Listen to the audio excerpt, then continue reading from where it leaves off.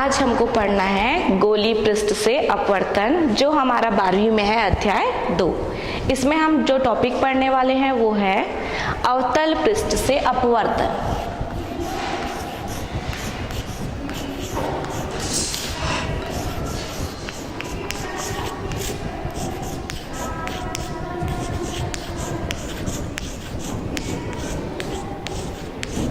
क्या पढ़ना है हमको? अवतल पृष्ठ से अपवर्तन।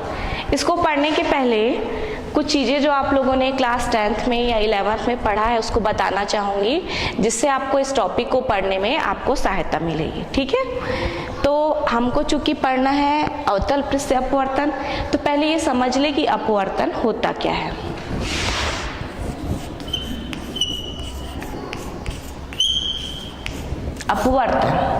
अपवर्तन क्या होता है? परिभाषा इसकी ये है कि जब भी कोई प्रकाश किरण एक माध्यम से दूसरे माध्यम में जाती है तो अपने मार्ग से वो विचलित हो जाती है। इसी घटना को हम कहते हैं अपवर्तन, है ना। आप लोगों ने पहले पढ़ा हुआ है।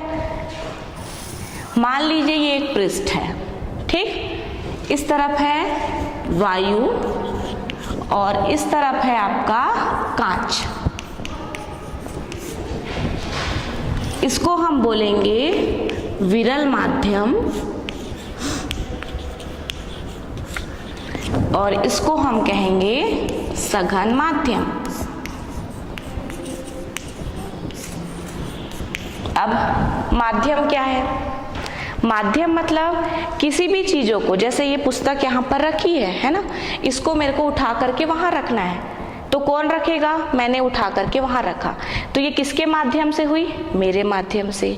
हम लोग क्लास में बैठे हुए हैं, आसपास प्रकाश है, ध्वनि है जो आपके कानों तक पहुंच रही है, ये किसके माध्यम से पहुंच रही है? हवा। यहाँ पे माध्यम क्या है? हवा। जैसे मान लीजिए प्रकाश पानी में घुस जाता है तो वहां पे माध्यम क्या हो गया? पानी। और कांच में घुस जाता है तो वहां पे माध्यम क्या हो गया? कांच। तो ये होता है माध्यम, क्योंकि किसी भी चीज को एक स्थान से दूसरे स्थान तक जाने के लिए किसी न किसी माध्यम की आवश्यकता होती है। अब विरल और सघन क्या है ना, नाम से तो आपको समझ में आ रहा है। विरल मतलब दूर दूर, सघन मतलब घना। तो ऐसा माध्यम जिसके जो अणु हैं वो पास पास होते हैं तो उसको हम कहते हैं सघन माध्यम, या फिर दूर दूर होते तो उसको हम कहते हैं विरल माध्यम। घनत्व से भी आप बोल सकते हैं, जो जितना ज्यादा घना है वो उतना ज्यादा सघन है, और जो जितना कम घना है वो विरल है। जैसे मान लीजिए हवा है और पानी है, दोनों में घना कौन सा? पानी। तो पानी क्या हो गया? सघन माध्यम। आपके पास पानी है और तेल है, दोनों में घना कौन सा? तेल। तो तेल हो गया सघन माध्यम, और विरल माध्यम क्या हो गया? पानी, है ना। समझ में आया? तो ये होता है विरल माध्यम और सघन माध्यम। चूंकि यहाँ पे वायु है और कांच है तो वायु हो गया विरल माध्यम, कांच हो गया हमारा सघन माध्यम। अब ये एक पृष्ठ है ना, यहाँ पे कांच का एक गुटका है या जो भी समझ जाइए। तो ये एक पृष्ठ है, इसके इस तरफ है वायु और इस तरफ है क्या है? कांच। तो इस पृष्ठ को हम कहेंगे अपवर्तक पृष्ठ। क्या कहेंगे हम? अपवर्तक पृष्ठ। अब एक प्रकाश की किरण आई, ठीक, इस बिंदु पर हमने एक लंबवत रेखा खींची, तो ये प्रकाश की किरण आई, वायु से किस में प्रवेश कर रही है? कांच में। उसको जाना कैसा था? सीधा, लेकिन वो अपने मार्ग से क्या हो गई? विचलित। यही घटना कहलाती है अपवर्तन। एक माध्यम से दूसरे माध्यम में जैसे ही प्रकाश किरण जाती है अपने मार्ग का अनुसरण नहीं कर पाती, विचलित हो जाती है। तो आने वाली किरण को हम कहते हैं आपतित किरण।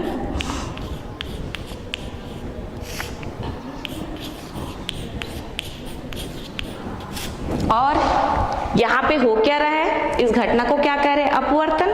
तो अंदर में जो किरण हुई उसको हम क्या कहेंगे? अपवर्तित किरण।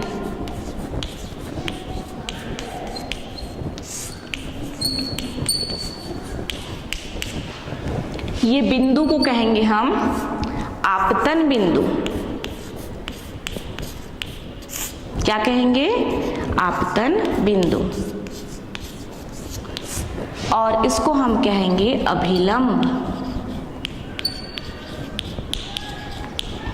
अभिलंब मतलब लंबवत रेखा, लंब मतलब 90 डिग्री का जो कोण बने, तो इसको क्या कहते हैं? अभिलंब कहते हैं। ठीक, अब आपतित किरण यानी कि जो आने वाली किरण है वो अभिलंब के साथ जो कोण बनाती है, इसको हम I से दर्शाते हैं और इसको हम कहते हैं आपतन कोण।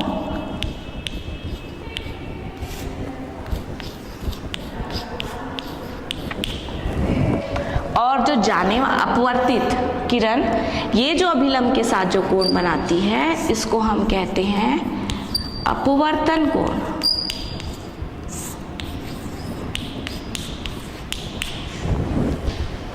तो ये क्या हो गई? आपतित किरण, अपवर्तित किरण, आपतन कोण, अपवर्तन कोण, आपतन बिंदु और ये अभिलंब। इस घटना को हम क्या कहते हैं? अपवर्तन। यदि अभी वायु से किस में जा रही है? कांच में जा रही है प्रकाश की किरण। मान लीजिए कांच से किस में जाएगी? वायु में। ये एक प्रकाश किरण आई। अब ये वाला माध्यम क्या हो गया? सघन माध्यम। नीचे वाला क्या हो गया? विरल। तो इसको सीधा जाना चाहिए, लेकिन वो क्या हो जाती है? अभिलंब से दूर हट जाती है। दो विचलन अपने मार्ग से विचलित दोनों केस में हो रही, इसमें भी हो रही है, इसमें भी हो रही है। लेकिन जब विरल से सघन में जाती है तो अभिलंब की ओर और झुक जाती है, और जब सघन से विरल में जाती है तो अभिलंब से दूर हट जाती है। इस प्रकार से अपवर्तन कितने प्रकार से होता है? 2 प्रकार से। या तो अभिलंब की ओर झुक जाती है या फिर अभिलंब से दूर हट जाती है। इस घटना को हम कहते हैं अपवर्तन। अपवर्तन के 2 नियम हैं, उसके बारे में बता दूं आपको।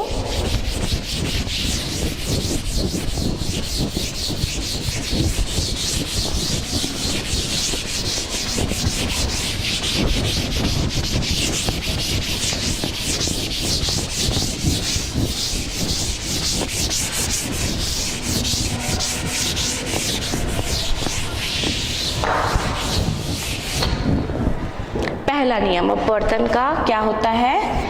आपतित किरण, अपवर्तित किरण, अभिलंब तीनों एक ही तल में होते हैं। दूसरा नियम ये होता है माध्यम का अपवर्तनांक, जिसको हम म्यू से दर्शाते हैं, यह आपतन कोण की ज्या मतलब साइन, आपतन कोण मतलब आई, बटे अपवर्तन कोण की ज्या के बराबर होता है। ये है अपवर्तन का द्वितीय नियम, mu equal to sine i upon sine r. ये नियम जो है स्नेल ने दिया था, इसलिए इसको स्नेल का नियम भी कहते हैं।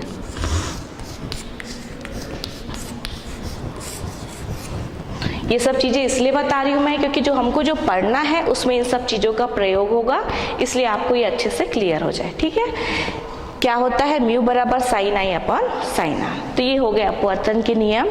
थोड़ा सा हमने अपवर्तन के बारे में पढ़ा। अब गोली पृष्ठ क्या होता है? गोली पृष्ठ, उसके बारे में भी थोड़ा आपको बता दूं मैं।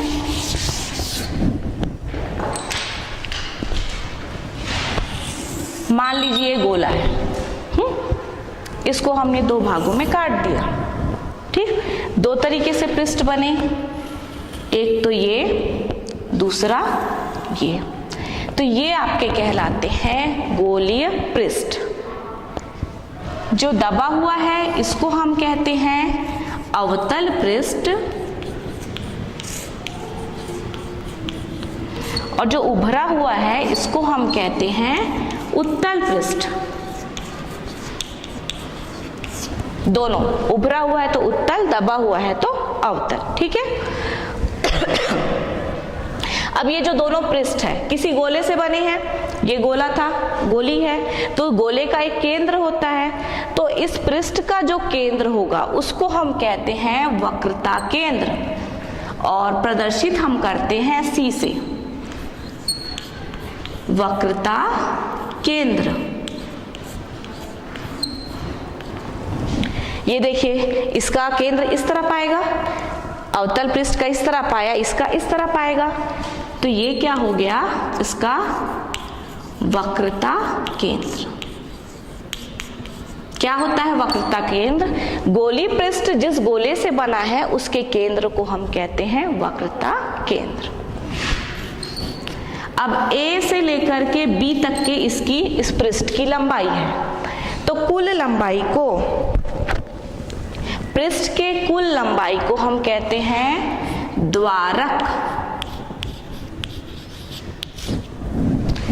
एक सिरे से लेके दूसरे सिरे तक जो टोटल लंबाई है इसको हम कहते हैं द्वारक। और इस पृष्ठ के ठीक मध्य बिंदु को हम कहते हैं ध्रुव। क्या कहते हैं? ध्रुव। और ध्रुव और वक्रता केंद्र को मिलाकर यदि हम रेखा खींचे तो इसको हम कहते हैं मुख्य अक्ष। क्या कहते हैं? मुख्य अक्ष। अब ये क्या है? इस पृष्ठ का मध्य बिंदु है ध्रुव। इसकी स्थिति ठीक वैसी होती है जैसे संख्या रेखा में जीरो की। क्या होती है संख्या रेखा? बीच में शून्य होगा, इधर धनात्मक संख्याएं होती है और इधर क्या होती है? ऋणात्मक संख्याएं होती है ना। तो इस शून्य की जो स्थिति होती है संख्या रेखा में, वही स्थिति होती है मुख्य अक्ष में ध्रुव की। इसके दाईं ओर जो है धनात्मक संख्याएं होती है और बाईं ओर ऋणात्मक। मतलब दाईं ओर हम जो भी दूरी लेंगे हमेशा धनात्मक लेंगे और बाईं ओर जो भी दूरी लेंगे हमेशा ऋणात्मक लेंगे, चाहे वो अवतल पृष्ठ हो या फिर उत्तल पृष्ठ। ध्रुव के दाईं ओर हमेशा धनात्मक, ध्रुव के बाईं ओर हमेशा ऋणात्मक। और सारी दूरियां क्या करते हैं? हम शून्य से नापते हैं, चाहे ऋणात्मक तरफ नापना हो या धनात्मक। तो इस पृष्ठ में भी सारी दूरियां जो है ध्रुव से नापी जाती है।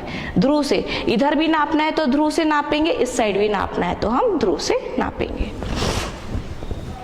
अब यदि यहां से मैंने एक रेखा खींचा CM, ये क्या है? एक गोली पृष्ठ है, तो ये इसका केंद्र है ना। ये केंद्र है और ये पृष्ठ है। यहां से यहां तक जो रेखा क्या होगी? त्रिज्या। वृत्त के केंद्र से परिधि पर खींची गई रेखा को क्या कहते हैं? त्रिज्या कहते हैं। और पिछली कक्षाओं में आपने पढ़ा है कि त्रिज्या हमेशा परिधि पर लंबवत होती है। मतलब जो CM है वो इस पृष्ठ के लिए किसका कार्य करेगा? अभिलंब का, है ना। आप लोग पहले कुछ प्रमेय के माध्यम से पढ़ चुके, उसको प्रूफ भी कर चुके हैं गणित में कि त्रिज्या हमेशा परिधि पर लंबवत होती है। क्योंकि ये CM यहाँ पर लंबवत है तो CM यहाँ पे किसका काम करेगा? अभिलंब का काम करेगा। ठीक, तो ये हमने किसके बारे में पढ़ा? थोड़ा सा पृष्ठ के बारे में पढ़ा। गोली पृष्ठ क्या होता है, कैसे होता है। कुछ चिन्ह परिपाटी आपको मैं बता दूं।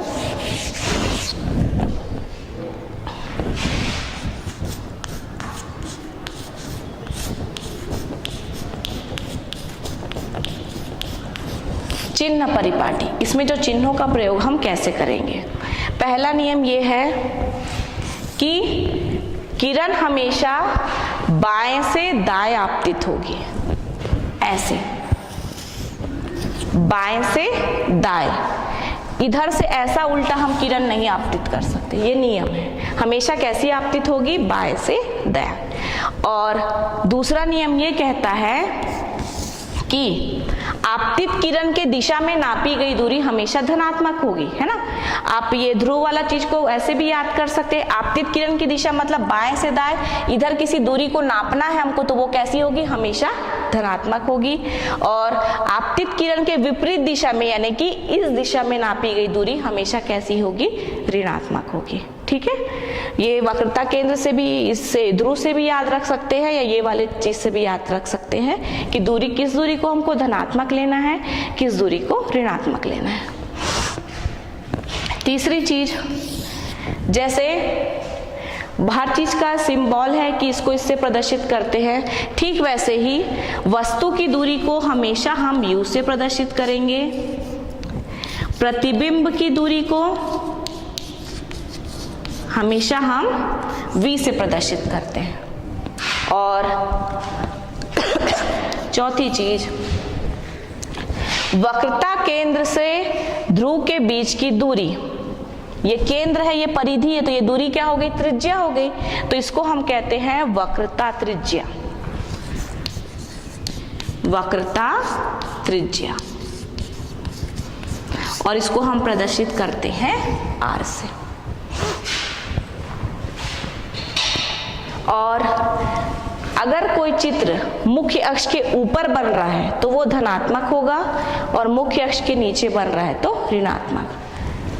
बाईं ओर बन रहा है तो ऋणात्मक, दाईं ओर बन रहा है तो धनात्मक। ये सारे चिन्हों का हम प्रयोग करेंगे। इसका ध्यान रखना बहुत जरूरी है, क्योंकि धन की जगह ऋण आपने लिया तो पूरा फॉर्मूला गलत हो जाता है। जैसे गणित बनाते हैं ना आप लोग, धन की जगह ऋण ले, ऋण की जगह धन ले, तो क्या हो जाएगा, पूरा सवाल गलत। तो इन चिन्हों का जब भी हम करेंगे ध्यान रखना हमको जरूरी है। तो ये मैंने आपको क्या बताया चिन्ह परिपाटी के बारे में।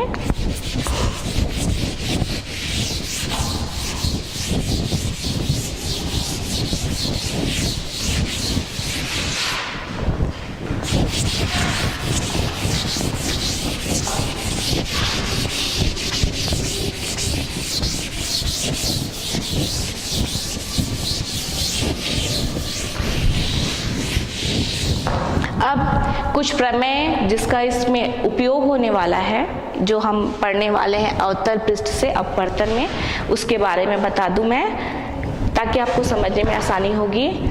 कभी भी जब दो रेखाएं एक दूसरे को काटती है तो शीर्षाभिमुख कोण बराबर होते हैं।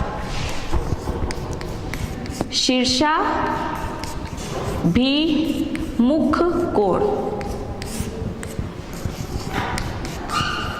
शीर्षाभिमुख, अगर इसको विच्छेद करें तो शीर्ष अभिमुख यानी आमने सामने। दो रेखा एक दूसरे को काट रही है, ये कोण बन रहा है, ये कोण बन रहा है, दोनों क्या है, आमने सामने है।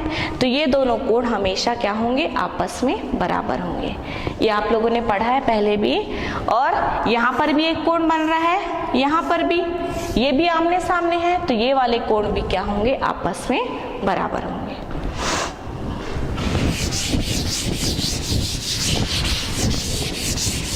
एक और नियम जो इसमें लगने वाला उसके बारे में भी बता दूं मैं आपको।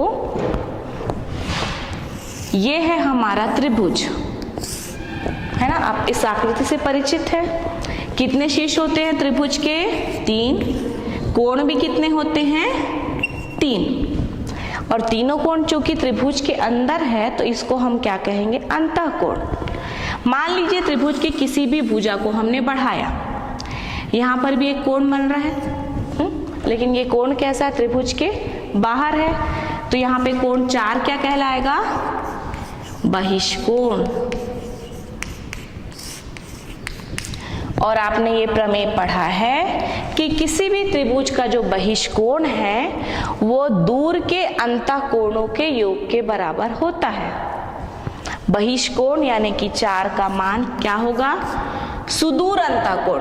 3 अंतःकोण बन रहे हैं इस त्रिभुज में, 1, 2 और 3 बन रहे हैं।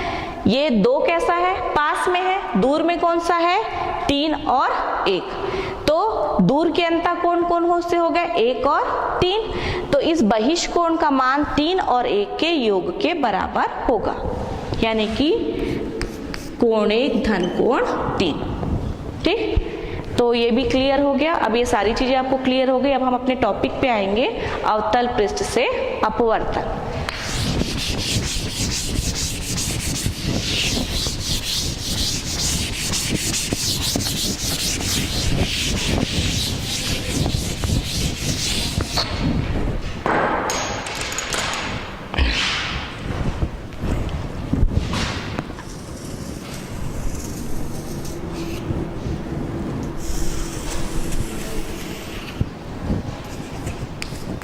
ये हो गया P, मान लीजिए ये है C,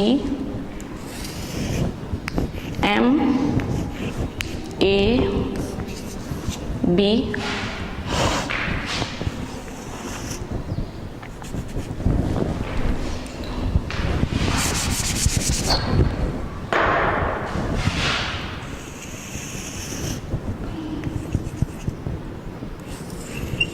ये है अवतल पृष्ठ।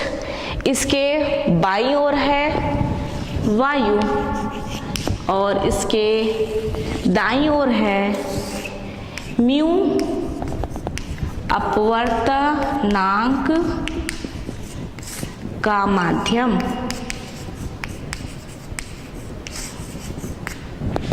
ठीक, अब इसमें ये मुख्य अक्ष है हमारा ओ सी पी, ये क्या है मुख्य अक्ष। इसके सामने एक बिंदु वस्तु रखी है ओ। अब इसका प्रतिबिंब कैसे बनेगा देखते हैं। ठीक है, प्रतिबिंब बनने के लिए क्या होना चाहिए, दो किरण होनी चाहिए। पहली किरण गई, कहाँ गई, वायु से किस में गई, म्यू अपवर्तनांक वाले माध्यम में, तो क्या हो जाएगी, थोड़ा सा झुक जाएगी।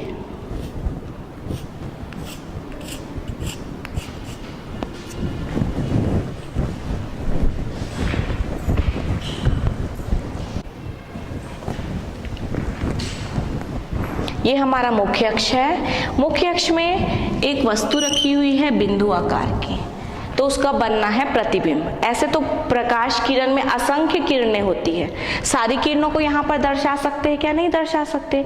तो प्रतिबिंब बनने के लिए हम दो ही किरण लेते हैं, और परावर्तन हो या अपवर्तन हो, उसके पश्चात जब किरणें मिलती है, जहाँ पर मिलती है वहीं पर बनता है प्रतिबिंब। ठीक है, तो यहाँ पर ध्यान दीजिए, एक किरण जो है वो जा रही है, इधर वायु है, इधर है म्यू अपवर्तनांक का माध्यम। अपवर्तन का नियम लगेगा, क्या होगा, अभिलंब की ओर, विरल से सघन में जा रही तो अभिलंब की ओर क्या हो जाएगी, झुक जाएगी। ये अभिलंब है आपका CMN, अभिलंब है। इस किरण को सीधे जाना था, लेकिन क्या हो जाएगी, अभिलंब की ओर झुक गई। ठीक, दूसरी प्रकाश किरण सीधे गई ध्रुव से, और वो बिना विचलित के निकल गई। ये भी एक नियम है अपवर्तन का, कि जो प्रकाश किरण ध्रुव से होकर आपतित होती है वो विचलित नहीं होती, सीधे निकल जाती बिना विचलन के।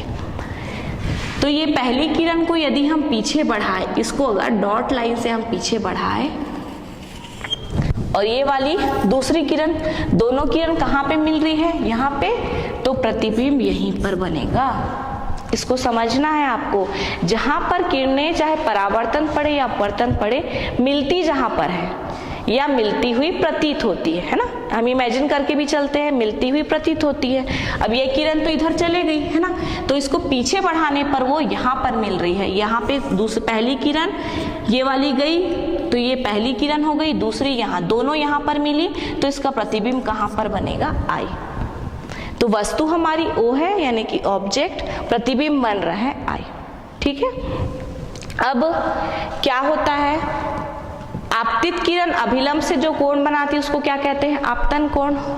ये आपतित किरण हो गई, ये अभिलंब हो गया, तो इनके बीच का कोण क्या कहलाएगा, I, आपतन कोण।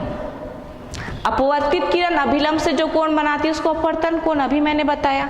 ये है अपवर्तित किरण, ये अभिलंब, इससे जो कोण बनाई ये क्या कहलाएगा आपका, अपवर्तन कोण R। ठीक, अब थोड़ा ध्यान दीजिए, इस किरण को हमने पीछे बढ़ाया है, और ये एक दूसरी किरण है, यहाँ पर देखिए लगभग ऐसा बन रहा है, तो ये क्या हो गए, शीर्षाभिमुख कोण।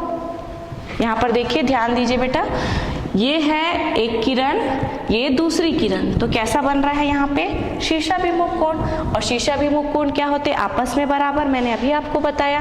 तो चूंकि ये वाली किरण R है, तो ये अंदर वाली किरण भी क्या होगी, R होगी। समझ में आई ये चीज।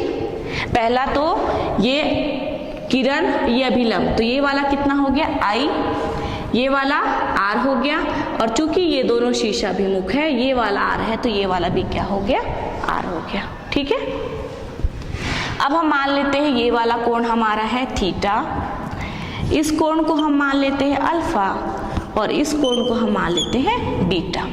ठीक, इतनी चीजें सबको समझ में आ रही है।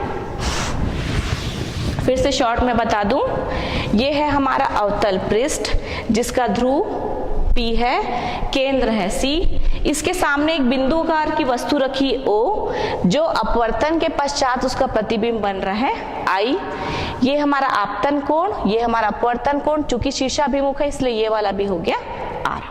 ठीक, अब अभी मैंने आपको बताया अपवर्तन का नियम, उसमें मैंने बताया mu is equal to sine i upon sine r.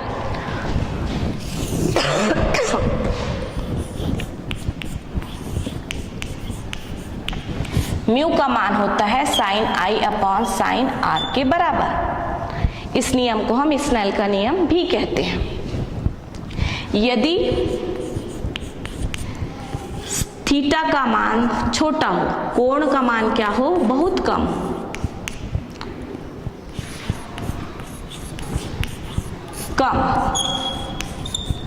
तो हम लिखेंगे म्यू बराबर साइन आई की जगह आई लिख देंगे और आर की जगह आर लिख देंगे। क्यों लिखेंगे? क्योंकि हम जानते हैं साइन 0 बराबर होता है 0। ये वैल्यू आपको मालूम है, साइन 0 की वैल्यू होती है 0। यहाँ पे 0 क्या है? कोण है, और ये उसकी वैल्यू है। मतलब कोण का मान बहुत कम हो तो उसका साइन क्या हो जाता है? कोण के मान के बराबर हो जाता है ना। यहाँ कोण है 0 और यहाँ पे वैल्यू है 0, तो बहुत छोटा अगर कोण का मान हो तो हम साइन 0 को जिस प्रकार 0 लिख सकते हैं, ठीक वैसे ही हम साइन आई को आई लिख सकते हैं तथा साइन आर को क्या लिख सकते हैं? आर। ठीक है, इसको तिर्यक गुणा यदि हम कर दें तो आई बराबर क्या आ गया? Mu r. Equation number 1। अब देखिए,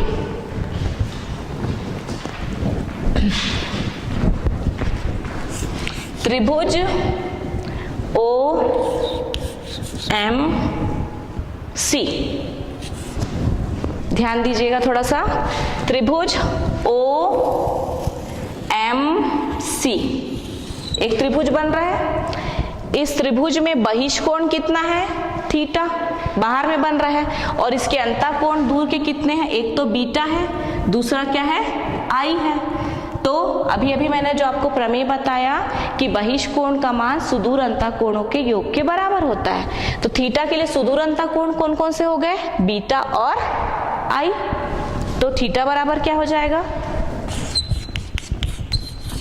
बीटा प्लस आई। या इसको पक्षांतर कर दे तो हमारे पास आई की वैल्यू निकलेगी theta minus beta. Equation number 2। हमने किसकी वैल्यू निकाली? आई की। ठीक, अब एक दूसरा त्रिभुज लेते हैं। त्रिभुज आई सी एम,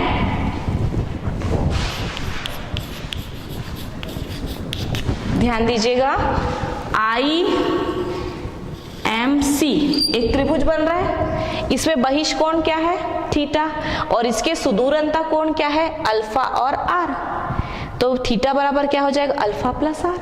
ठीक है, वही फॉर्मूला हम लगाएंगे, थीटा बराबर अल्फा प्लस आर, या आर बराबर theta minus alpha. Equation number 3। हमने किसकी वैल्यू निकाली? आई की थीटा माइनस बीटा और आर की थीटा माइनस अल्फा। इन दोनों मान को हम रख देंगे समीकरण 1 में। समीकरण 1 में मान रखने पर, मान रख दीजिए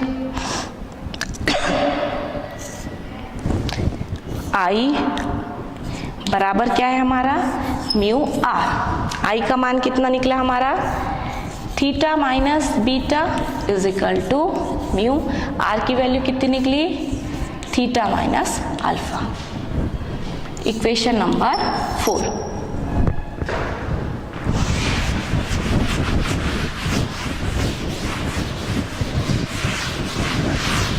अब एक और सूत्र आप लोग जानते हैं, क्या जानते हैं? कोण बराबर चाप बटे त्रिज्या। कोण बराबर चाप बटे त्रिज्या। तो इस चित्र में देखिए, थीटा यहाँ पे कोण बन रहा है, इसके लिए चाप कितना है? पी एम, ये चाप है पी एम, और त्रिज्या कितनी है? P C. तो हम थीटा की वैल्यू क्या लिख सकते हैं?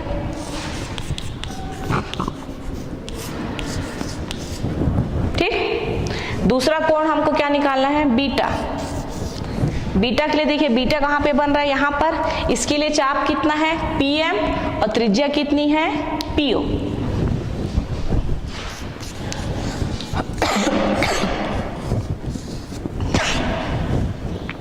तीसरा कोण हमारा बन रहा है अल्फा। अल्फा के लिए देखिए PM/PI।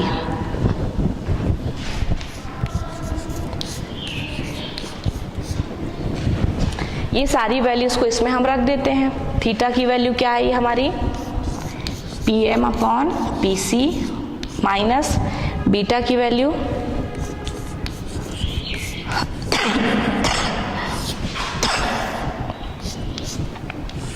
म्यू, थीटा की वैल्यू PM/PC माइनस अल्फा की वैल्यू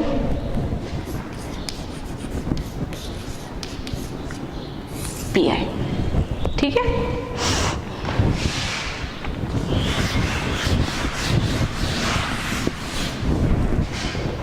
अब इन सब से यदि PM को बाहर निकाल दे, अंदर में क्या बचेगा, 1/PC minus 1/PO is equal to mu PM 1/PC minus 1/PI।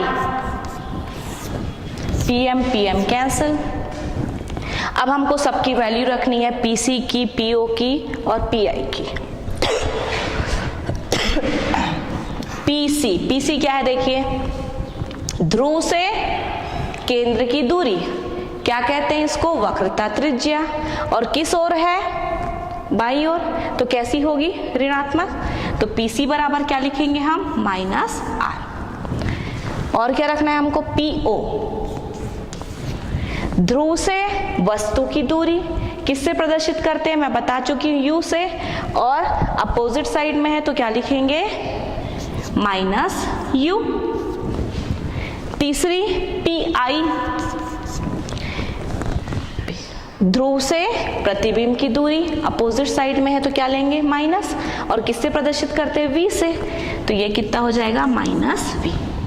इन सारे मानों को हम समीकरण में यदि रख दे तो क्या आएगा हमारा, देखिए 1/-R माइनस 1/PO की जगह क्या है, U, minus U is equal to mu 1/-R minus 1/-V। सबकी वैल्यू हमने रख दी, -1/R, ये माइनस माइनस क्या हो गया, प्लस 1/U बराबर म्यू का गुणा कर देते हैं, μ/R, माइनस है चूंकि, और ये माइनस माइनस क्या हो गया, प्लस, प्लस μ/V। ठीक,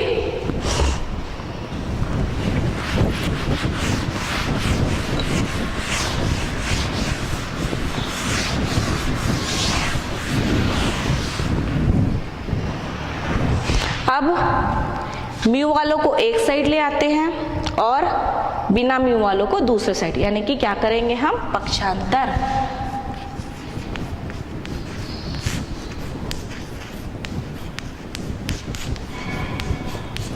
चलिए इधर ले जाते हैं, इधर कितना है, -μ/R, इधर लाएंगे तो क्या हो जाएगा, प्लस।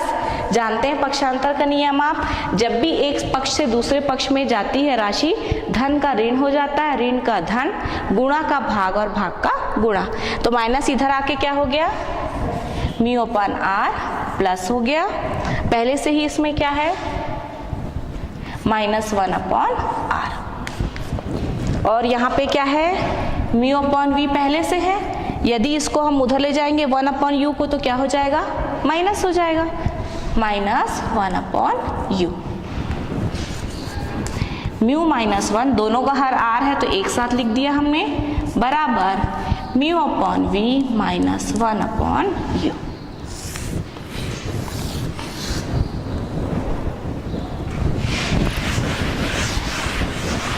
यही फॉर्मूला हमको निकालना था। इसको हम कहते हैं अपवर्तन सूत्र।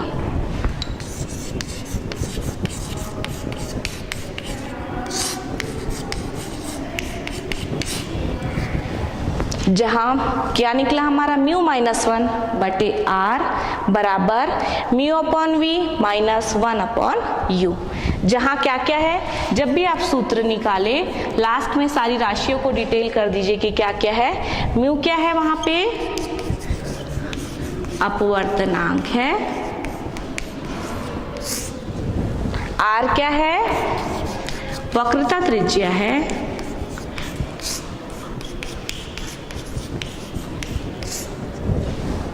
फिर V क्या है,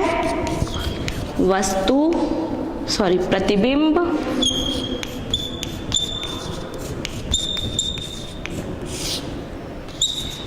की दूरी। और U क्या है यहाँ पे, वस्तु की दूरी। तो ये हमने आज क्या देखा, अवतल पृष्ठ से अपवर्तन और जो सूत्र निकाला इसको हम कहते हैं अपवर्तन सूत्र। तो आज हमने क्या क्या पढ़ा, पहले हमने जाना अपवर्तन क्या होता है, कैसे होता है, दो उसके नियम हमने देखे, और क्या देखा हमने, चिन्ह परिपाटी देखा कि जब भी हम बनाएंगे तो किसको प्लस लेना है, किसको माइनस लेना है, किसको किससे प्रदर्शित करना है। और मैंने कुछ प्रमेय आपको बताए जो आप पहले ही पढ़ चुके हैं, ताकि वो प्रमेय पढ़ने से उसका यहाँ पे प्रयोग हुआ है तो आपको क्लियर हो गया कि क्यों हुआ। ठीक है, तो ये हमने क्या निकाला, अवतल पृष्ठ से अपवर्तन, ये है अपवर्तन का सूत्र। आज हमारी कक्षा यही समाप्त होती है। धन्यवाद।